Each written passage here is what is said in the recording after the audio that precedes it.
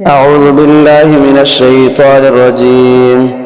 بسم الله الرحمن الرحيم.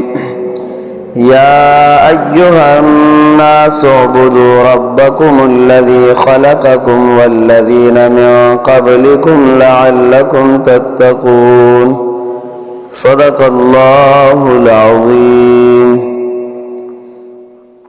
يا أيها الناس اعبدوا،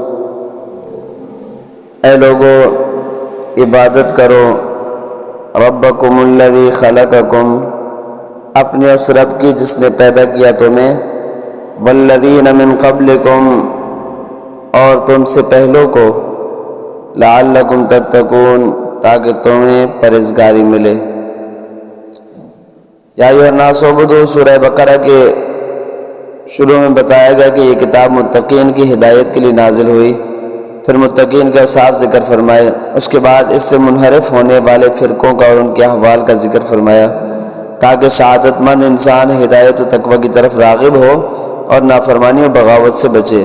اب تقوی حاصل کرنے کا طریقہ بتایا جا رہا ہے، اور وہ طریقہ عبادت اور اطاعت الہی ہے۔ یا ایھا الناس کے ذریعے تمام انسانوں سے خطاب ہے، اور اس بات کا اشارہ ہے کہ انسانی شرافت اسی میں ہے کہ آدمی تقوی حاصل کرے اور اللہ تبارک و تعالیٰ کا بندہ بنے۔ عبادت اس انتہائی تعظیم کا نام ہے جو بندہ اپنی عبودیت یعنی بندہ ہونے اور معبود کی الوہیت یعنی معبود ہونے کے اعتقاد اور اعتراف کے ساتھ بجا لائے۔ یہاں عبادت توحید اور اس کے علاوہ اپنی تمام قسموں کو شامل ہے۔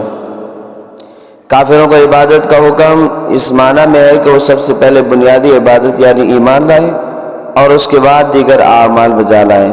لعلکم تتقون، تاکہ تمہیں پرہیزگاری ملے۔ اس سے معلوم ہوا کہ عبادت کا فائدہ عابد ہی کو ملتا ہے، جبکہ اللہ تبارک و تعالیٰ اس سے پاک ہے کہ اس کو عبادت یا کسی اور چیز سے نفع حاصل ہو۔